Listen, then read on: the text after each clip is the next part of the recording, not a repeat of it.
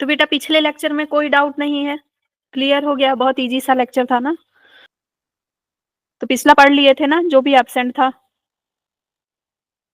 ये सब अच्छे से बन गया सबको। तो आज हम पढ़ने वाले हैं structure of nephron. Structure of nephron अगर हम नहीं समझेंगे अच्छे से तो हमको यूरिन फॉर्मेशन और काउंटर करंट मैकेनिज्म समझने में दिक्कत आएगी। मेनली बेटा क्या होता है ना कि स्ट्रक्चर ऑफ नेफ्रॉन ही बच्चों को क्लियर नहीं होता है, उसकी वजह से काउंटर करंट मैकेनिज्म नहीं समझ में आता है। तो आज हम स्ट्रक्चर ऑफ नेफ्रॉन समझेंगे। कॉल कर लो, देखो आते हैं तो ठीक है, नहीं तो स्टार्ट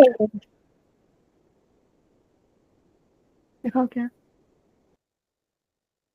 कर दिया कॉल?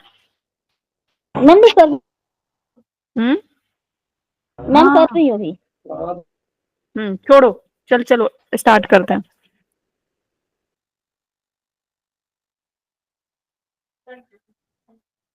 नहीं काम का नहीं है।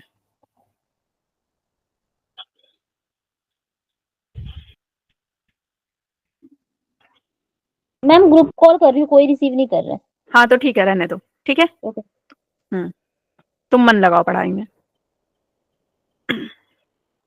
सो मेरे साथ साथ बनाना है स्ट्रक्चर नेफ्रॉन का। आपको कॉपी लेकर के बैठ जाओ, कॉपी है सामने में, नहीं है तो कॉपी लेकर के आओ, पेन लेकर के आओ, साथ साथ बनाना बेटा।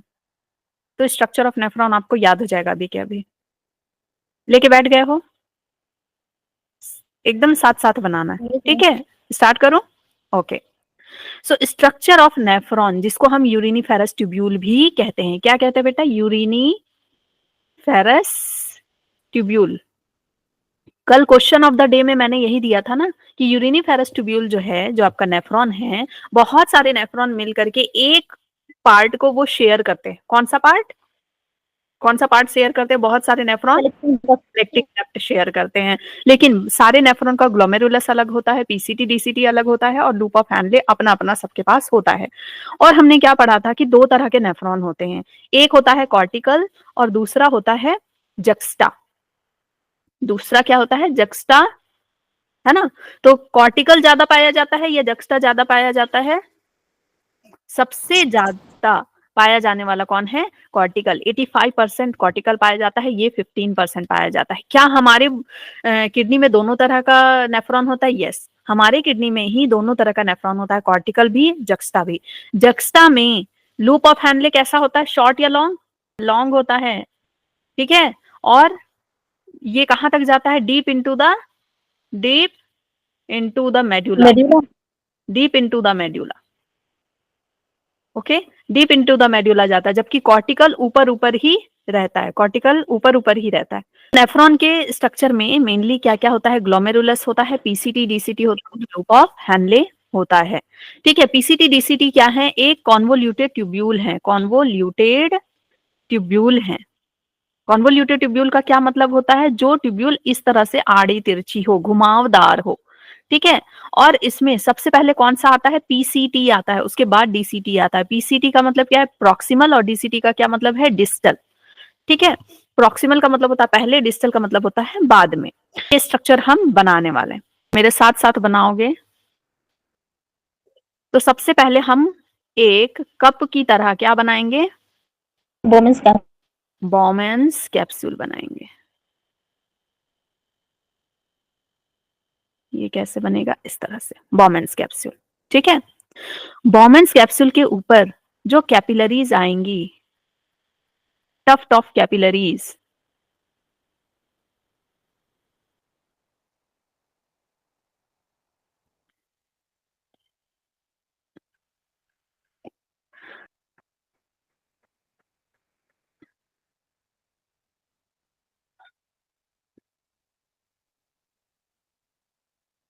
ठीक है। इस तरह से टफ्ट ऑफ कैपिलरीज बन रही हैं, ओके, ठीक है। इन टफ्ट ऑफ कैपिलरीज के अंदर, इन टफ्ट ऑफ कैपिलरीज में कौन सी बेटा, कौन सी सेल है? कौन सा टिश्यू है? कैपिलरीज में कौन सा टिश्यू होता है? याद करो। Squamous epithelium. एपिथेलियम नहीं, क्या होता है? Squamous, squamous endothelium. एंडोथीलियम पढ़ा था बॉडी फ्लूइड में, ठीक है, स्क्वामस एंडोथीलियम होता है। और यहाँ जो प्रेजेंट होगी स्क्वामस, यहाँ जो स्क्वामस की लेयर होगी वो क्या होगी, ये जो होगी वो क्या होगी, स्क्वामस एपिथीलियम, ठीक है। ये क्या है, ये कौन सी आर्टरी है, आर्टेरियोल है, ये क्या है, एफेरेंट आर्टेरियोल। थोड़ा क्या होता है, मैंने देखो थोड़ा थिक बनाया है ना, थोड़ा थिक बनाया है इसको, है ना, थिक होता है एफेरेंट आर्टेरियोल। और यहीं से ये क्या लेकर के आ रहा है बेटा, ब्लड लेकर के आ रहा है जिसको फिल्टर करना है। ये ऐसा ब्लड लेकर के आ रहा है, जिस ब्लड में क्या है, ब्लड है, ऑक्सीजन है। कोई एंट्री लेना चाह रहा है, क्या है मैम कोई एंट्री लेना चाह रहा है क्लास में, वो एडमिट नहीं हो रहा है। अच्छा वेट अ मिनट, भावना होगी, बोलो एक बार एंटर होने, हाँ आ गई, ओके। क्या समझ में आया, ये जो ब्लड लेकर के आ रहा है एफेरेंट आर्टेरियोल, इस ब्लड में क्या है बेटा, ब्लड तो है, ब्लड में ऑक्सीजन भी है, ऑक्सीजन देना चाहता है, ऑक्सीजन है, सारे प्रोटीन है, और क्या है, ग्लूकोज है, अमाइनो एसिड है, ठीक है, इस ब्लड में बहुत कुछ है ना। साथ में क्या है, आयंस हैं बहुत सारे, और क्या है, यूरिया है जिसको हम निकालना चाहते हैं, क्रिएटिनिन है, सारी चीजें हैं, ठीक है, जितनी टॉक्सिक चीजें हैं, यूजफुल चीजें हैं, सारी चीजें हैं। लेकिन हमको इसमें से क्या चाहते हैं कि इधर चला जाए, निकल जाए, क्या चाहते हैं, यूरिया निकल जाए, ठीक है, यूरिया निकल जाए। इसमें बहुत सारा वाटर भी है बेटा, वाटर भी है, सोडियम पोटेशियम सब है। यूरिया चाहते निकल जाए, क्रिएटिनिन चाहते निकल जाए, नहीं तो वो सब जमा होकर के क्या करेंगे, आपके बोन्स को खराब करेंगे, आपके पूरे सेल को खराब करेंगे, ठीक है। तो ये ब्लड के साथ ये सारी चीजें यहाँ पे आ गई हैं, ओके। अब ये हमने क्या पढ़ा था लिम्फ वाले में कि जो कैपिलरीज होती है उसमें क्या होते हैं, छोटे छोटे हल्के हल्के होल्स होते हैं। कैपिलरीज में क्या होता है बेटा, होल्स होता है ना, यस मैम, पढ़ा था हमने। तो यहाँ पर भी ढेर सारे होल्स हैं, यहाँ पर भी ढेर सारे क्या है, होल्स हैं, ठीक है, इसमें भी ढेर सारे होल्स प्रेजेंट हैं। इन होल्स को हम क्या कहते हैं, स्लिट होल, ना, होल्स हैं, इन होल्स को क्या कहते हैं, फेनेस्ट्रा। ये बिल्कुल किस तरह से है, आपकी चाय की छन्नी की तरह। चाय की छन्नी कप में रखो तो ऐसे बीच बीच में होल होता है ना, जाली की तरह है, उसमें बीच बीच में होल है, ठीक है। तो इसको हम क्या कह रहे हैं बेटा, फेनेस्ट्रा कह रहे हैं। इसके अलावा यहाँ पर बीच बीच में हर जगह क्या प्रेजेंट है, ऐसे पोडोसाइट्स प्रेजेंट है, पांव की तरह लगे हुए क्या प्रेजेंट है, पोडोसाइट्स। और वो पोडोसाइट्स इधर भी प्रेजेंट है, देखो ऐसे, ठीक है, पांव की तरह, जैसे कि पांव की उंगलियों ने ऐसे पकड़ रखा हो, ठीक है, पैर की उंगलियों ने जैसे इसको पकड़ रखा हो। मैं यहां से हटाऊं थोड़ा इसको, एनी थोड़ा देख लो, उसको ठोक दो जाके, ठीक है। ये क्या है, ये सारे क्या है बेटा, ये सारे क्या है, पोडोसाइट्स हैं, पोडोसाइट्स हैं। एक्चुअली जो पोडोसाइट्स होते हैं ना, वो क्या करते हैं, ब्लड कैपिलरीज को ऐसे पकड़ के रखते हैं। पोडोसाइट्स की वजह से ही जो कैपिलरी है, टफ्ट ऑफ कैपिलरी और बॉमेन अलग अलग नहीं है, नहीं तो क्या होगा, टफ्ट ऑफ कैपिलरी तैरने नहीं लगेगा, टफ्ट ऑफ कैपिलरी इधर उधर नहीं चला जाएगा बॉमेन से, ठीक है। टफ्ट ऑफ कैपिलरी जो है वो इन्हीं पोडोसाइट्स की वजह से क्या है, ये यहाँ पे लगे हुए हैं, ठीक है, ये इनको पकड़ के रखा है ऐसे क्लिप की तरह, बीच बीच में हमने क्या रख कर दिया है, क्लिप लगा दिया, पोडोसाइट्स, ठीक है। और पोडोसाइट्स का मतलब क्या था, पोडो मीन्स क्या हो गया, आपका लेग बोल लो या फिर क्या बोल दो, फीट बोलो, सबसे अच्छा फीट। और ये क्या, साइट मतलब सेल, ऐसे मतलब सेल हो गए, ग्रुप ऑफ सेल हो गए जो फीट की तरह लग रहे हैं, और ये क्या कर रहे हैं, पकड़ के रखे हुए हैं। पोडोसाइट्स हर जगह नहीं प्रेजेंट है, बीच बीच में गैप है, इस गैप को क्या बोलते हैं, स्लिट पोर। इस गैप को क्या कहते हैं, स्लिट पोर्स कहते हैं, ठीक है। इसी गैप से ये देखो, यहाँ बीच बीच में पोर है ना, यहाँ बीच बीच में पोर्स है। इसी गैप की वजह से जो लिक्विड है, ठीक है, जो लिक्विड है वो कहाँ आएगा, वो कहाँ आएगा, इधर, ठीक है, कॉन्वोल्यूटेड ट्यूब्यूल में आएगा, बॉमेन्स कैप्सूल में आएगा, समझ गया।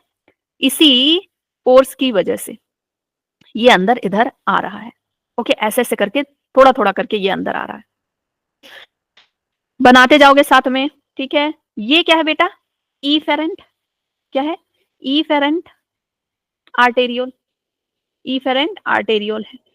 इफेरेंट आर्टेरियोल कैसा है, थोड़ा थिन है, इफेरेंट आर्टेरियोल थिन है, पतला है, एक तरफ मोटा है और एक तरफ पतला है, और जब इसको निचोड़ा जाएगा ना तो क्या बनेगा, प्रेशर क्रिएट होगा, ठीक है, प्रेशर क्रिएट होगा, जिसकी वजह से जो मटेरियल है, जो फिल्ट्रेट है, वो कहाँ आएगा, वो कहाँ आएगा, कॉन्वोल्यूटेड ट्यूब्यूल में आएगा, बॉमेन्स कैप्सूल में आएगा, क्लियर, ठीक है। यहां पर कौन सा सेल प्रेजेंट होता है,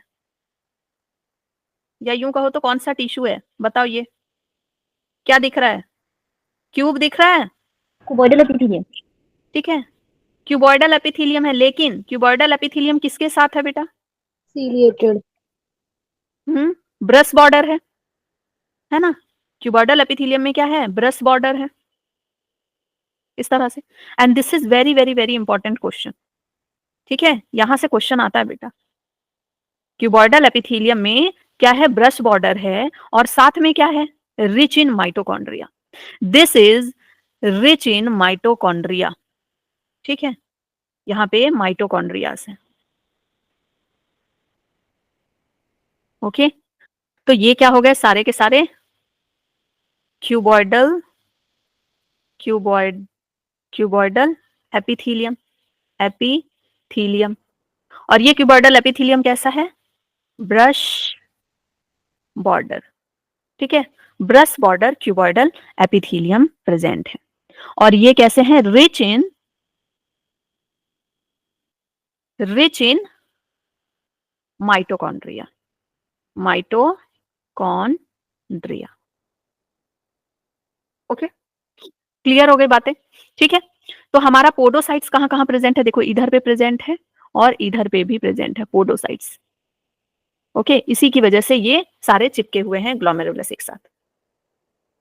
अब बीच में हमने क्या पढ़ा था बॉडी फ्लूइड एंड सर्कुलेशन में, कि जो एल्वियोलाई थी और ब्लड वेसल था, एल्वियोलाई ब्लड वेसल, ठीक है, उनके बीच में क्या प्रेजेंट था बेटा, उनके बीच में क्या प्रेजेंट था, कुछ और प्रेजेंट था,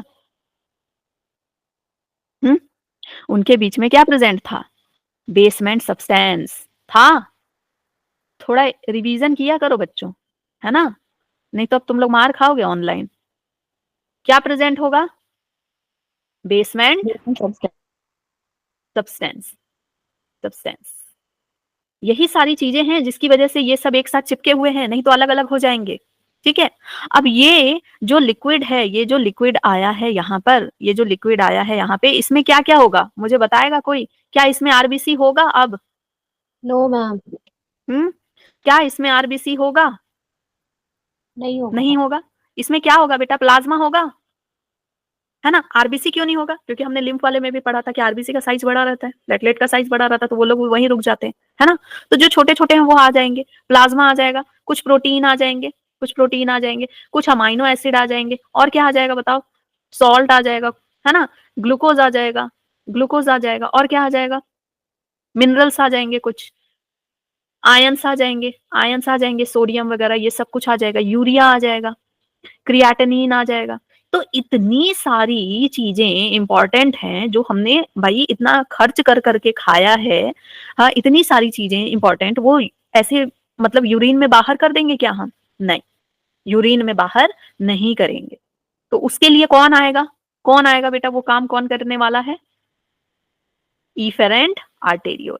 इफेरेंट आर्टेरियोल अब क्या करेगी, इधर से घूमेगी, ठीक है, इधर से घूमेगी और क्या करेगी, बहुत सारी कैपिलरीज में कन्वर्ट हो जाएगी, ठीक है, इफेरेंट आर्टेरियोल अगेन कैपिलरीज में कन्वर्ट हो जाएगी, और इन कैपिलरीज का क्या नाम है बेटा,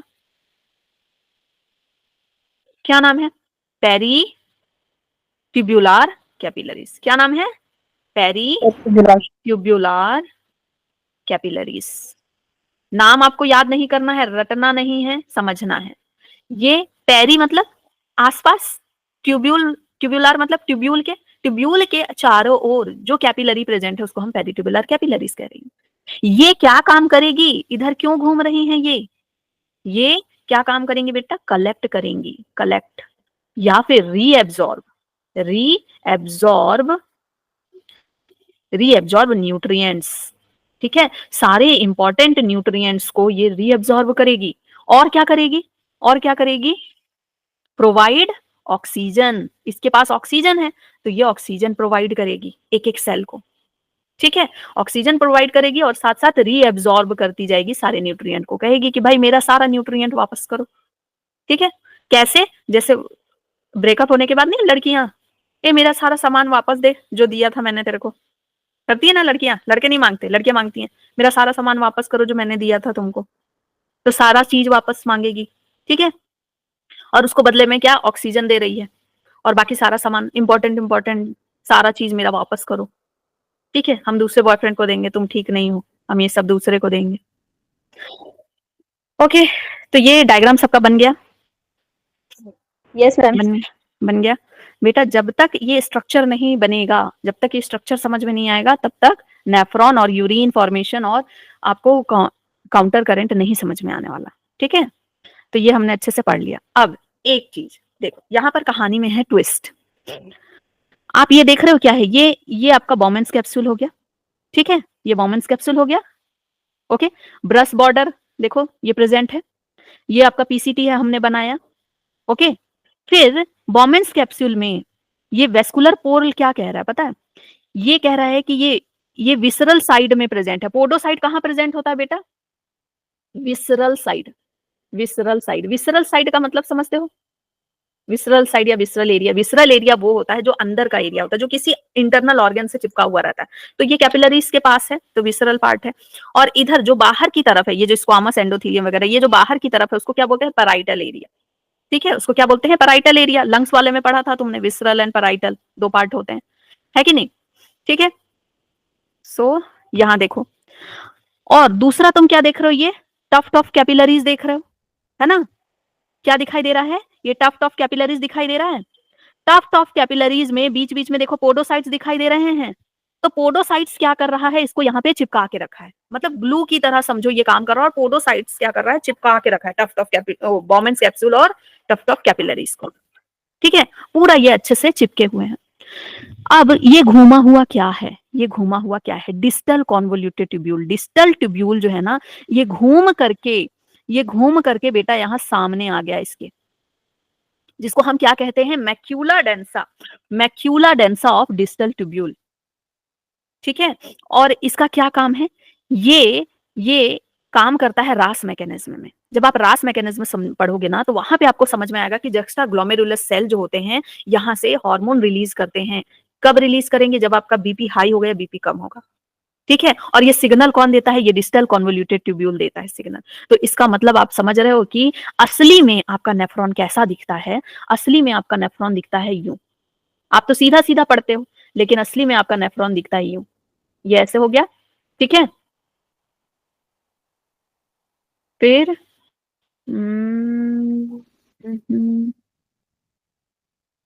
ये हो गया ऐसे, और जो डिस्टल है ना, डिस्टल ऐसे सामने आ जाता है।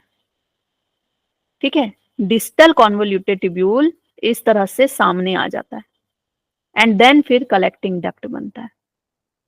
समझ में आया कुछ, यस मैम। समझ गए। ये इस तरह से बनता है, और यहां पर क्या होते हैं, ग्लोमेरुलस। ठीक है, इससे सिग्नल जाता है, और ये जो ग्लोमेरुलस है, ये फिर ये इफेरेंट वाला क्या करता है, कैपिलरीज में बदल जाता है, कैपिलरीज में इस तरह से, कैपिलरीज में, और ये इसके चारों ओर क्या करता है, घूमता है, चारों ओर घूमता है।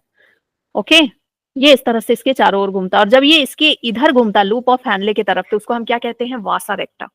क्या कहते हैं, वासा रेक्टा। तो जब ये इस तरह से होगा तभी तो डीसीटी सामने आएगा, है ना। ये डीसीटी है, ये पीसीटी है, तभी ये इसको सिग्नल पहुंचा पाएगा। जो डीसीटी है ना, ये बताएगा अरे यार सोडियम तो कम हो रहा है बॉडी में, हाँ, तो फिर ये क्या करेगा, हार्मोन निकालना शुरू करेगा। समझ गए, या बोलेगा यार सोडियम तो ज्यादा हो रहा है बॉडी में, ठीक है, या फिर बताएगा कि यार वाटर ज्यादा निकल रहा है बॉडी से, वाटर कम निकल रहा है, समझ गए। तो यहां से सिग्नल जाता है, और ये कौन बता रहा है, डिस्टल कॉन्वोल्यूटेड ट्यूब्यूल। ये बात समझ में आई तुम लोगों को? Yes, अगर ma'am. ये चीज नहीं समझोगे तो बिल्कुल समझ में नहीं आएगा आगे का कुछ, ठीक है। तो हम लोग पढ़ते ऐसे हैं, लेकिन अगर आप रियल इसका स्ट्रक्चर देखो तो ये थोड़ा इस टाइप का होता है, ठीक है। सो प्रॉक्सिमल कॉन्वोल्यूटेड ट्यूब्यूल है, डिस्टल, हमने यहाँ तक का पार्ट पढ़ लिया, यहाँ तक का पार्ट पढ़ लिया। इसको बेटा साथ में क्या कहते हैं जरा बताओ, बोलो क्या कहते हैं? Malphizian body. Bowman, Bowman plus glomerulus क्या कहते हैं? Malphizian body. मेल्फिजियन बॉडी या tubule? And body was body कहते हैं। और रीनल, corpuscle. ठीक है, रीनल कॉर्पस्कल्स,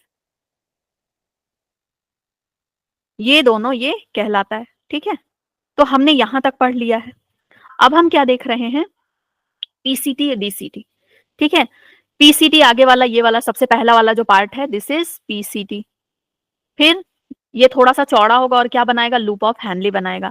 लूप ऑफ हैनली जो डिसेंडिंग वाली होती है, जो नीचे की ओर जा रही है, डिसेंडिंग वाली है, वो क्या होती है बेटा, परमिएबल टू वाटर। जो ऊपर जाती है वो क्या होती है, परमिएबल टू NaCl, ठीक है। जो असेंडिंग वाली होती है वो थोड़ी क्या होती है, थिक होती है। तो ये याद रखना है कि एफेरेंट थिक होता है, एफेरेंट थिक होता है। कौन कौन थिक हो रहा है, थिक कौन कौन हो रहा है, एफेरेंट, एफेरेंट आर्टेरियोल, ठीक है, ये थिक हो रहा है। और कौन थिक है, और कौन थिक है, मेनली, ठीक है। यहां पर भी थिक सेगमेंट प्रेजेंट है, लेकिन सबसे ज्यादा थिकर सेगमेंट कहां किसमें होता है, ascending, ascending limb of loop of Henle, ठीक है। यहाँ पे थिक सेगमेंट मिलता है। उसके बाद डिस्टल कॉन्वोल्यूटेड ट्यूब्यूल आता है, एंड देन फिर क्या आता है, कलेक्टिंग डक्ट आता है, ठीक है। अब मुझे ये बताओ कि ये कौन सा नेफ्रॉन है, कॉर्टिकल है या जक्स्टा है? ये तो juxta है. हाँ जक्स्टा है, क्यों, क्योंकि ये मेड्यूला में डीप डाइव कर रहा है ना। अल्ट्रा फिल्ट्रेशन क्या होती है, तो बॉमेन कैप्सूल और ग्लोमेरुलस को हमने देखा, तो उसमें हम क्या जान रहे हैं कि ब्लड आ रहा है, फिर क्या हो रहा है, फिल्टर हो रहा है, ठीक है। तो वहां जो फिल्ट्रेशन होती है उसको हम क्या कहते हैं, अल्ट्रा फिल्ट्रेशन। अभी एनसीईआरटी की लाइन पढ़ेंगे, उसमें लिखा है अल्ट्रा फिल्ट्रेशन। अल्ट्रा फिल्ट्रेशन का मतलब होता है फिल्ट्रेशन अंडर प्रेशर। मतलब ये उस तरह से है कि आप चाय की छन्नी से कुछ नहीं छान रहे हो, आप कपड़े में कुछ रखे हो, ठीक है, कपड़े में कुछ रखे हो और कपड़े से कुछ निचोड़ रहे हो कप में, कपड़े से कुछ निचोड़ रहे हो कप में, ठीक है। तो वहां पर किस किस तरह का प्रेशर लगेगा, सबसे पहले ग्लोमेरुलर कैपिलरी प्रेशर, जो कैपिलरी है ना वो प्रेशर लगा रही है, वो प्रेशर लगा रही हैं। इधर एफेरेंट आर्टेरियोल है, इधर इफेरेंट आर्टेरियोल है, दोनों को कस के यूं, दोनों क्या हो रही हैं, समझो कि कपड़ा है ना, कपड़े को हम यूं ऐसे करते हैं ना तो पानी निकलता है, ठीक है, कुछ रस है उसको हम निचोड़ना चाहते हैं। तो जो ग्लोमेरुलस जो कैपिलरी है ना वो प्रेशर लगा रही है, ओके, वो प्रेशर लगा रही है कितना, 45 mmHg, सबसे ज्यादा प्रेशर वो लगा रही है। वो चाहती हैं कि जो फिल्टर आया है, जो बहुत हाई प्रेशर में जो फिल्टर जो ब्लड आया है ना वो कहाँ चला जाए, नीचे बॉमेन कैप्सूल में चला जाए, तो वहां प्रेशर बन रहा है, ठीक है। तो ये क्या करती, फेवर करती फिल्ट्रेशन को। लेकिन अगेंस्ट फिल्ट्रेशन भी काम चल रहा है, इधर से वो चाह रही है कि नीचे जाए चीजें बॉमेंस में, और दो प्रेशर ऐसा जो चाह रही हैं कि उनके बीच में क्या कर रही हैं कि अगेंस्ट फिल्ट्रेशन काम कर रही हैं, ठीक है। तो वो कौन है, colloidal osmotic pressure. Colloidal osmotic pressure क्या है, देखो ब्लड में प्लाज्मा प्रोटीन है, एल्बुमिन है, ये सारी चीजें हैं, ठीक है। तो जो बड़ी बड़ी चीजें होती हैं वो पानी को नीचे नहीं गिरने देती ना, सिंपल बेटा, एकदम ऐसे समझो कि तुम इसको निचोड़ रहे हो। तो मान लो कि तुमने कोई जूस तैयार किया है जिसको कपड़े से ही निचोड़ना है, तो उसमें जो भी पार्टिकल्स होंगे वो क्या चाहेंगे, वो बीच बीच में कपड़े में फंस जाएंगे ना आके, हाँ, और वो क्या करेंगे, अगेंस्ट वर्क करेंगे, वो उसको पानी को नीचे निचोड़ने नहीं देंगे, होगा। तो वैसे ही ये जो कोलाइडल ऑस्मोटिक प्रेशर है, ये क्या प्रोटीन वगैरह की वजह से हो रहा है, बड़े बड़े पार्टिकल ये क्या कर रही हैं, अगेंस्ट फिल्ट्रेशन काम कर रही है। ये कितना प्रेशर दे रही है, 20 mmHg, कितना दे रही है, 20 mmHg। फिर capsular filtrate pressure due to glomerulus filtrate in Bowman's capsule. अब क्या है, जो बॉमेन कैप्सूल है बेटा, बॉमेंस कैप्सूल के यहाँ पर कुछ फिल्ट्रेट आया है, ठीक है, वो अगेंस्ट फिल्ट्रेट काम कर रही है, क्योंकि वहां पे जम रहा है, तो वो अगेंस्ट फिल्ट्रेट काम कर रही है। ओके, तो फिल्ट्रेशन के सपोर्ट में कौन सिर्फ काम कर रहा है, कैपिलरीज पूरा प्रेशर लगा रही है, कैपिलरीज है ना, पूरा प्रेशर लगा रही है इधर, कैपिलरीज किधर प्रेशर लगा रही है, इधर, कि भाई फिल्ट्रेट जाना चाहिए नीचे। यहां जो थोड़ा मोड़ा जो फिल्ट्रेट आ रहा है वो क्या कर रही है, वो उसको अगेंस्ट कर रही है। जो इसमें जो प्लाज्मा वगैरह प्रेजेंट है वो क्या कर रही है, अगेंस्ट वर्क कर रही है। समझ में आया? तो ये कितना प्रेशर निकाल रही है बेटा, कितना लगा रही है, 10 mmHg। तो नेट फिल्ट्रेशन प्रेशर यहाँ पे कितना लग रहा है, 45 तो इसके बिहाफ में लग रहा है, वो चाहती है ना, फेवर कर रही है फिल्ट्रेशन को, और 20 और 10 क्या कर रही है, फेवर नहीं कर रही है, ठीक है, वो अपोजिट लग रहा है filtration.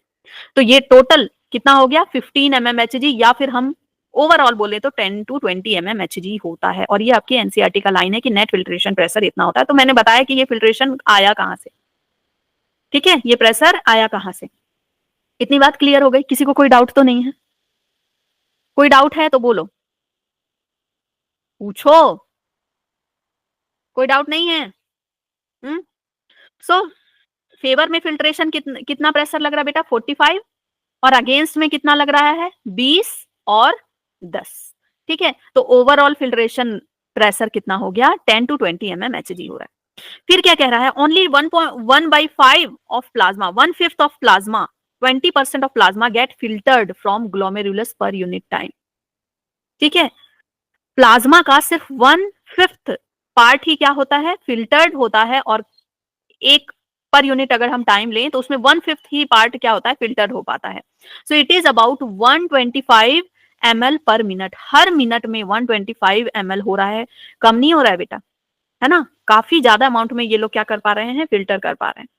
So amount of glomerulus filtrate कितना है, 125 ml अगर पर मिनट कर रहा है, तो कितना पूरे दिन में कितना कर रहा है, 180 लीटर पर डे। तो ये नहीं बोलना कि मैम इतना तो पानी नहीं है, इतना तो ब्लड नहीं है हमारे अंदर, मतलब पूरे दिन में घूम घूम के आ रहा है ना, घूम घूम के आ रहा है। जैसे ब्लड आपका कितने बार कितना पंप हो रहा है एक दिन में, बॉडी फ्लूइड में पढ़ा था 7600, है ना, उतना लीटर, या फिर हाँ 7600 लीटर वो क्या हो रहा है, पंप हो रहा है। तो वैसे ही पूरे दिन भर में 180 लीटर क्या हो रहा है, फिल्ट्रेट बन रहा है। लेकिन क्या हम 180 लीटर निकाल देते हैं क्या, निकाल देते हैं? The amount of urine formed per day 1.8 litre, 180 litre बनता है, लेकिन उसमें से यूरिन सिर्फ कितना निकलता है बेटा, बाकी सबको बॉडी क्या करती है, रीअब्सॉर्ब कर लेती है, 99% को रीअब्सॉर्ब कर लेती है, सिर्फ 1% ही हम क्या करते हैं, एक्सक्रीट करते हैं, that is 1% of 180 is 1.8 litre. समझ गए? तो पूरा जो ब्लड आता है वो पूरा ब्लड छनता है, और कितना ब्लड छनता है, 180 लीटर पर डे, लेकिन उस 180 लीटर पर डे में हम सिर्फ 1.8 लीटर ही क्या करते हैं, एक्सक्रीट करते हैं, बाकी 99% क्या कर लिया जाता है, रीअब्सॉर्ब कर लिया जाता है। और ये रीअब्सॉर्ब कौन करता है, पेरिट्यूबुलर कैपिलरीज, ठीक है, क्लियर हो गया ये सब? तो अब हम एनसीईआरटी की थोड़ी लाइन देख लेते हैं। कुछ छूटा है क्या एनसीईआरटी के लाइन में? एनसीईआरटी के लाइन में कुछ नहीं छूटा है, ठीक है। तो यूरिन फॉर्मेशन में 3 चीज वर्क करती है बेटा, 3 चीज वर्क करती है। सबसे पहले तो फिल्ट्रेशन होगा, जो ब्लड आया वो फिल्टर होगा, ठीक है, कहाँ फिल्टर होगा, ग्लोमेरुलस में फिल्टर होगा। फिर रीअब्जॉर्प्शन होगा, रीअब्जॉर्प्शन कहाँ कहाँ होगा, पीसीटी और डीसीटी में होगा, ठीक है, रीअब्जॉर्प्शन का काम। और ट्यूब्यूलर सिक्रेशन ये कहां पर होगा, आपका मेनली डीसीटी में होगा, ठीक है, ये कहां होगा, वेस्ट प्रोडक्ट, वेस्ट प्रोडक्ट जो है ना, डीसीटी और कलेक्टिंग डक्ट में होगा सिक्रेशन। तो सबसे पहले फिल्टर करेंगे, फिल्टर करने के बाद जितनी भी जरूरी चीजें हैं उनको रीअब्सॉर्ब कर लिया जाएगा। पीसीटी डीसीटी से कौन एब्जॉर्ब करेगा, इफेरेंट आर्टेरियोल रीअब्सॉर्ब करेगा। इफेरेंट आर्टेरियोल किस फॉर्म में रीअब्सॉर्ब करेगा, पेरिट्यूबुलर कैपिलरीज के फॉर्म में रीअब्सॉर्ब करेगा, वासा रेक्टा के फॉर्म में रीअब्सॉर्ब करेगा, और फिर फाइनली जो वेस्ट प्रोडक्ट है उसको वापस कर देगी, ठीक है, बोलेगी कि अरे भाई मैं मतलब जरूरी चीज लेने में तुम्हारा फालतू चीज भी ले गई थी, है ना, तुम जब बॉयफ्रेंड से मांगने जाओ मेरा सारा सामान वापस करो, तो वो क्या करे, जा ले जा ले जा, हाँ ले जा, सब ले जा, ठीक है। तो वो क्या, उसका सामान देने के साथ साथ वो अपना भी सामान कुछ दे देता है, तो फिर वो वापस करने आ रही है कि भाई ये सब मेरा नहीं था, जो मेरा नहीं था वो मैं नहीं ले जाऊंगी, ठीक है, उसका बॉडी में कोई यूज नहीं है। तो इफेरेंट आर्टेरियोल फिर क्या कर रही है कि जो यूरिया वगैरह ना, वो उसने यूरिया वगैरह भी गलती से उठा लिया था रीएब्जॉर्ब करने में, तो फिर वो उसको वापस कर रही है, ठीक है, सिक्रेट कर रही है, ट्यूब्यूल में वापस दे रही है कि लो भाई ये मेरा नहीं था, ये सब फालतू का सामान मेरा नहीं था, ठीक है। सो बाकी चीजें वापस कर देगी उसको, और फिर वो क्या हो जाएगा, एक्सक्रीट हो जाएगा। क्लियर। तो यूरिन फॉर्मेशन में यही 3 प्रोसेस है जो मेन चलता है। Urine formation involves 3 main process. बेटा याद नहीं करना है, सिंपल समझना है कि सबसे पहले ब्लड आएगा, फिल्टर होगा, फिर उसके वापस लिया जाएगा सामान, फिर उसको वापस दिया जाएगा सामान, ठीक है। सिक्रेशन, रीअब्जॉर्प्शन, ये सब चलेगा। That takes place in different parts of the nephron. The first step of urine formation is the filtration of the blood which is carries out by the glomerulus and is called the glomerulus filtration. glomerulus लेकर के आ रही है तो इसको glomerulus filtration कह रहे हैं। On an average 1100 से 1200 ml blood is filtered by the kidney per minute. This is very very very important line बेटा, यहाँ से क्वेश्चन बना हुआ है। कितना पर मिनट? 1100 से 1200 ml ब्लड फिल्टर होता है, ठीक है। Which constitute 1/5 of the blood pumped out by each ventricle of the heart. उसमें क्या होता है, वो जो ब्लड है उसमें क्या है, विच कंस्टिट्यूट रफली 1/5 of the blood pumped out by each ventricle of the heart in a minute, ठीक है। The glomerulus capillary blood pressure cause filtration of blood through 3 layer. जो ब्लड प्रेशर होता है ये 3 लेयर की वजह से होता है। Endothelium of blood vessel, glomerulus blood vessel की वजह से। एपिथीलियम ऑफ बॉमेंस कैप्सूल जो अगेंस्ट कर रही हैं, and a basement membrane between these 2 layer, ठीक है, ये भी अगेंस्ट काम कर रही हैं। तो 3 लेयर की वजह से क्या होता है, ये फिल्ट्रेशन बनता है। 3 लेयर की वजह से ये ब्लड प्रेशर बनता है। कौन कौन सा? ग्लोमेरुलस ब्लड वेसल, बीच में बेसमेंट है, और तीसरा क्या है, बॉमेंस कैप्सूल है। ये भी आपको याद करने की जरूरत नहीं है। जैसे हमने एल्वियोलाई और ब्लड वेसल में पढ़ा था ना, एल्वियोलाई की लेयर, ब्लड वेसल की लेयर और बेसमेंट, वैसे ही ग्लोमेरुलस की लेयर, ठीक है, ग्लोमेरुलस का ब्लड वेसल है ना, ग्लोमेरुलस की लेयर, बॉमेंस कैप्सूल का लेयर और बीच में बेसमेंट मेम्ब्रेन। तो ये भी याद करने की जरूरत नहीं है। The epithelial cells of Bowman's capsule called the podocytes, जो Bowman's capsule के epithelial layer में क्या प्रेजेंट है बेटा, पोडोसाइट प्रेजेंट है, are arranged in intricate manner so that क्या है, in a intricate manner so as to leave some minute space called the filtration slits और slit pore कहते हैं। ये पूरे जगह पे नहीं प्रेजेंट होते, बीच बीच में जगह छोड़ते हैं, जिसको हम slit pore कहते हैं। Blood is filtered so finely through this membrane that almost all the constituent of plasma except the protein pass onto the lumen of the blood capsule, ठीक है, कि इस तरह से फाइनली ये ब्लड फिल्टर होता है कि ब्लड के सारे कॉन्स्टिट्यूएंट होते हैं इसमें, almost all the constituent of plasma, not the blood, ठीक है। तो आरबीसी वगैरह नहीं जाएगा, प्लाज्मा के सारे कॉन्स्टिट्यूएंट होंगे एक्सेप्ट द प्रोटीन। कुछ प्रोटीन जो है, बड़े बड़े जो प्रोटीन है वो नहीं जाएंगे। This line is very important. तो क्या क्या होता है फिल्ट्रेट में वो हमने देख लिया है। Therefore it is considered as a ultra filtration. इसको हम क्या कहते हैं, अल्ट्रा फिल्ट्रेशन कहते हैं, ठीक है। तो यहां पर हमने अभी तक क्या समझा, ये पेज बेटा बहुत इंपॉर्टेंट पेज है, इससे आपका काफी क्वेश्चन बन सकता है, ठीक है, कि ऑन एन एवरेज कितना फिल्टर हो रहा है, किस किस की वजह से प्रेशर बन रहा है, ठीक है, 3 लेयर की वजह से प्रेशर बन रहा है, पोडोसाइट प्रेजेंट है, स्लिट पोर प्रेजेंट है, और अल्ट्रा फिल्ट्रेशन हो रही है। प्लाज्मा का सारा कॉन्स्टिट्यूएंट इसमें प्रेजेंट होता है एक्सेप्ट द प्रोटीन, ठीक है। 3 लेयर होती है, 3 प्रोसेस होता है यूरिन फॉर्मेशन का, filtration, reabsorption and secretion. Clear हो गया सब? कुछ डाउट है तो पूछ लो अब, कोई डाउट नहीं है, क्लियर हो गया सब। नेक्स्ट लेक्चर में यूरिन फॉर्मेशन पढ़ेंगे।